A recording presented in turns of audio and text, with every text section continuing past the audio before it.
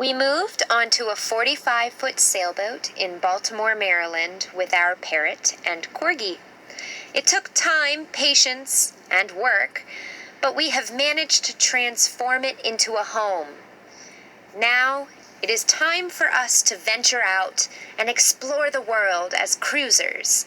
Since we ride with a small electric motor, we depend on the winds to take us to new, exciting places. Join us as we travel on board Wisdom, our sailing home. Hello, my name is Herb Benevent. I am the rigging doctor. Today I'm going to show you how to properly tension synthetic standing rigging using a knot I developed, which I call the Shroud Frapping Knot. I will demonstrate it on the forward lowered shroud. As you can see, it is completely tensioned and properly secured here.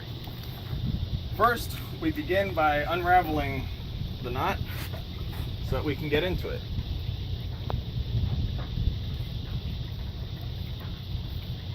This is simply a covering to just tie up the loose ends.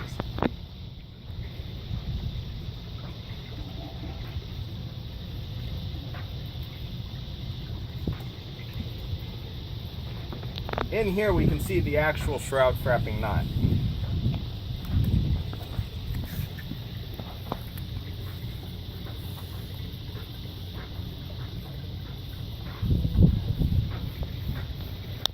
These are just a series of hitches to help lock it and keep it in place.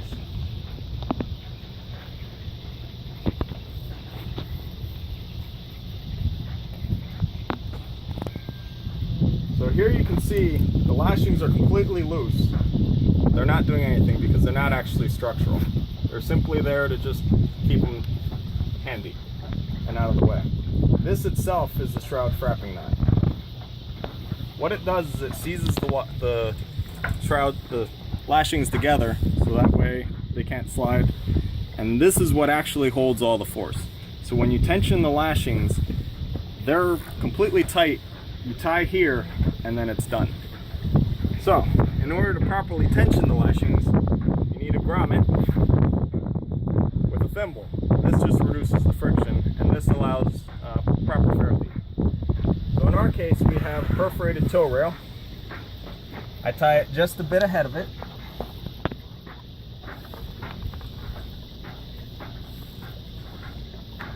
I simply do many passes. That helps take the load and distribute it evenly over all the strands so it doesn't break.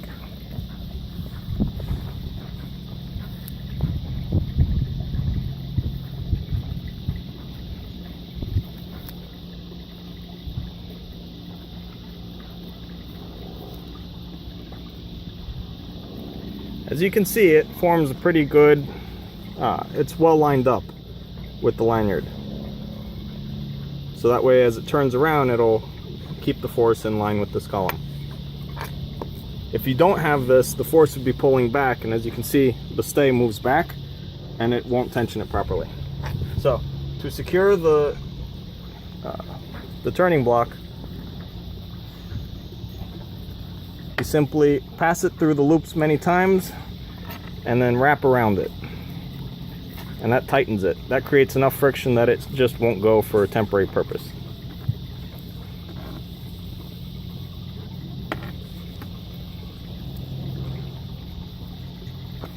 Now to make it easier to remove, I put a slip in it. So that way to remove it, it's simply pull this line and it'll untie the knot.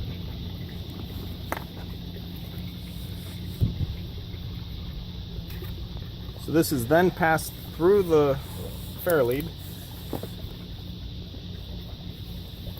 and then I use 10mm VPC. It's from New England Ropes. It's rather strong. In our case, we don't need too much of a purchase system because it's only a lower.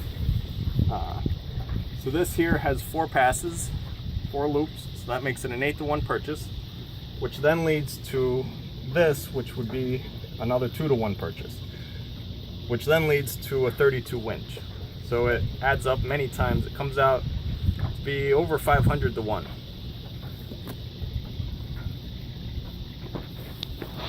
this, I simply tie it around it with a sheet bend.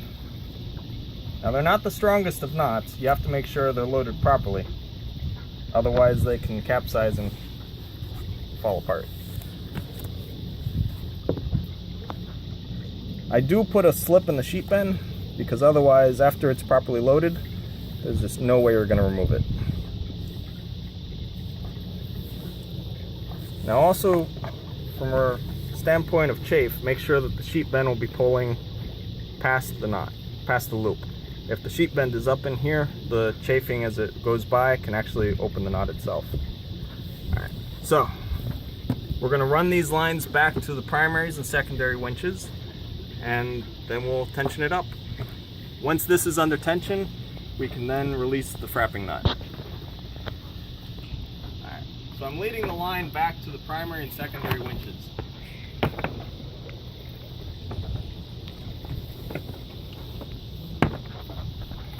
Important to have many passes over the winch. That way the friction's going onto the bell and not to the clams. I like to have at least 7 passes. So that's 4, 5, 6, 7. And then I'll pass it through the clams. This is a smaller winch. We use it for our staysail.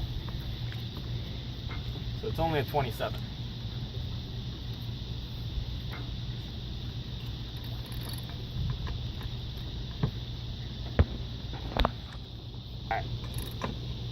So we have it attached to our to the secondary, runs up, runs back, and goes for a primary winch.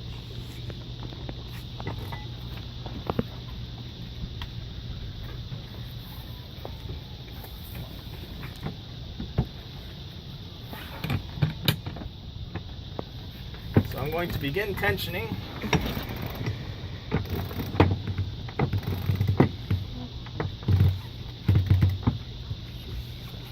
As you can see, it's very tight.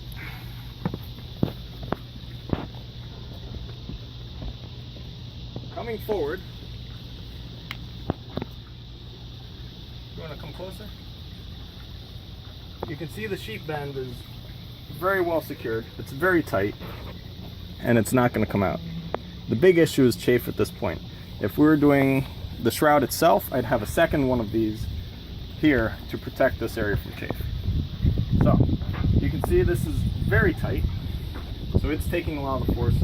So now we can actually remove the shroud frapping knot. So, I'm a fan of slips. So there's a slip there, which opens it up. And then we go removing the seizings.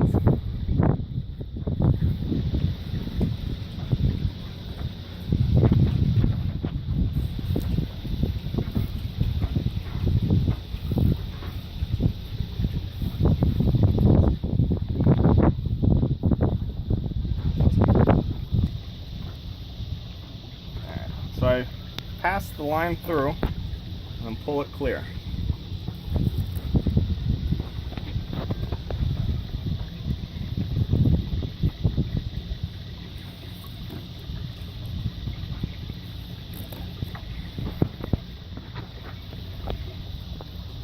Okay. So now we're simply removing the windings. These are the frapping turns.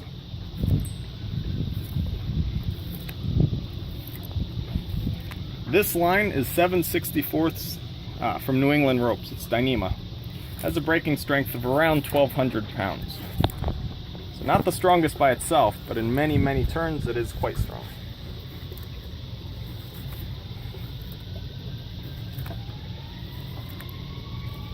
Alright. There it's off. Now the stay is completely under the tension of the winches.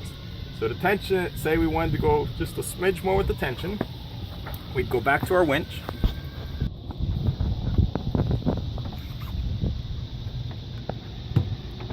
And on the low speed, because it's just rather hard to pull in the high speed, you can tension in just a smidge if you need. As such. An important thing to remember when you're tensioning is to always be checking to make sure the mast is in column. It's important to tension from the top down, starting with the upper cap shrouds and then moving to the lowers. If you start with the lowers, the mast might simply be off center when you go to tension the shrouds.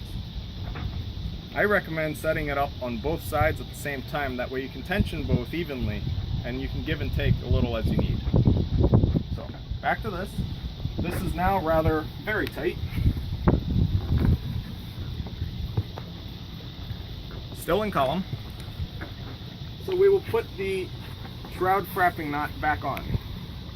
To do, you simply have a little bit of tail that hangs down and then begin turning.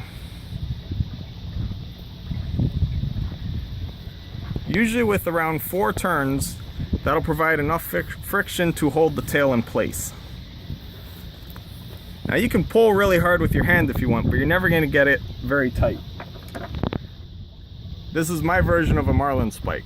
It's a Craftsman Phillips head screwdriver, but it's tapered nicely and it works quite well. So to tie a marlin hitch, you want to do a loop, pass over, and then slip between. And there's your marlin hitch. That'll tighten it, and you can pull really well to get a lot more tightness. I usually do 2 turns and then tighten. You can do it on every turn, but you're just going to spend a lot of time doing it. If you do every 3rd turn, I can't seem to get the first turn that I did tight enough.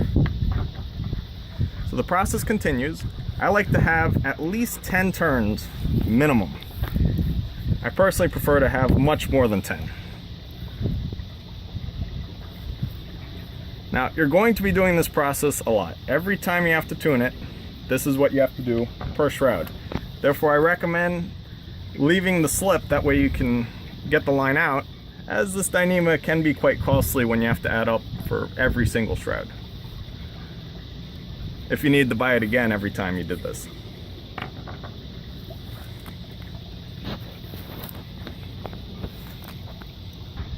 As you can see, this is a very timely process. So if you don't have the time to do this, I can do it for you. So we have our frapping turns completed. Now it's time to seize it. To do that, you want to pass it through and then pull up.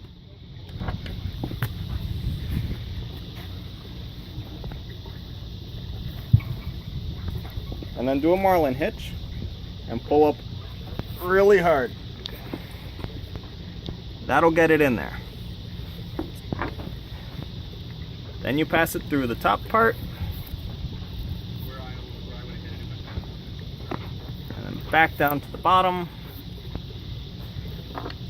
And now it has 1 pass. I like to do at least 2 passes. So you tighten it really hard. As you can see, it's tightening quite a bit. This will keep it from moving anywhere. And then once again, down and back up.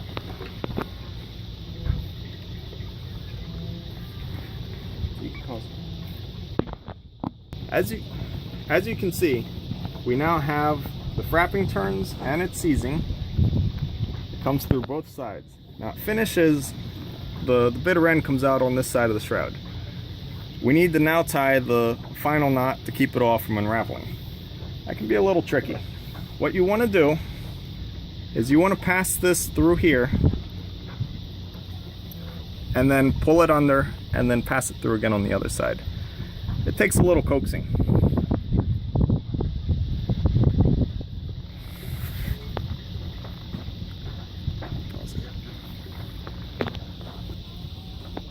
We have it through the first one. Now we'll pass it back under and we'll pass it through the second one. Now the second one, when you pass it through, don't pull it through all the way because you'll never undo it. You'll have to cut it off.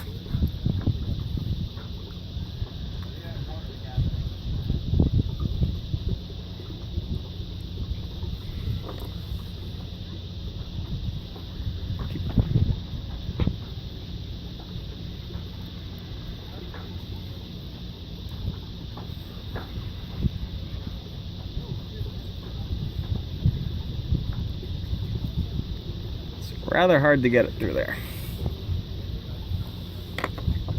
Which is why it also won't come out of there.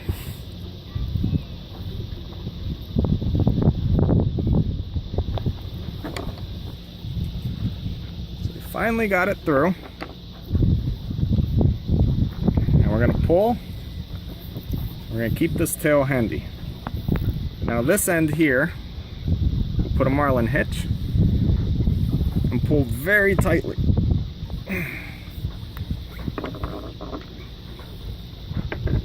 Now we have it through both sides, it's seized, it's not going anywhere. And we have this part here, which you want to keep as a slip, because to remove it, you simply pull and out it comes. This I usually just wrap around, and then we'll cover it with the lashings, the tails of the lashings, as we cover up the whole area and tidy it all up. So to release the lashings knot, this is tight. All the structural parts are done. The rest is just cosmetics.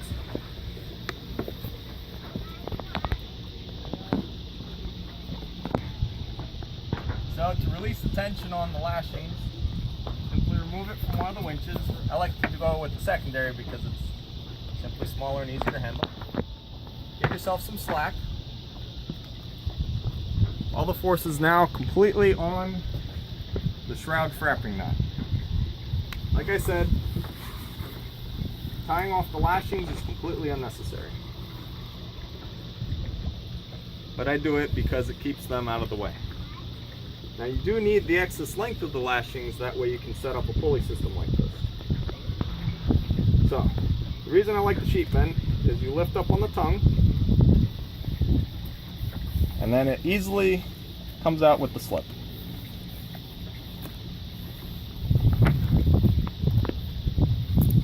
This is all removed, and we'll tie up the excess.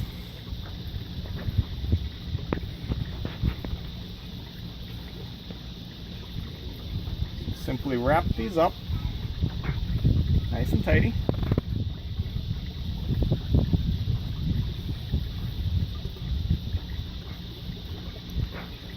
And then we begin tying. Now to make it tight, I like to do a couple passes under it, as that'll tighten it. Just to keep the whole area nice and tidy.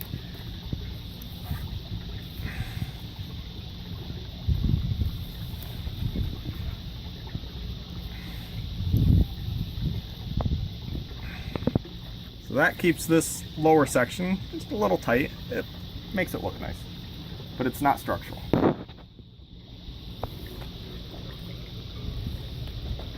I like to cover the Shroud Frapping Knot with the excess lashings simply to protect them from chafe.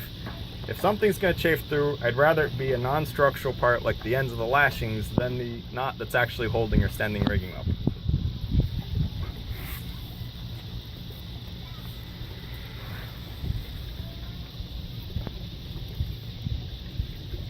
So there, the Shroud Frapping Knot is completely covered, and the rest is just tying off the excess. I like to put a couple half hitches, just to keep it looking nice. And the same with the other one. This one we can pass and start up here.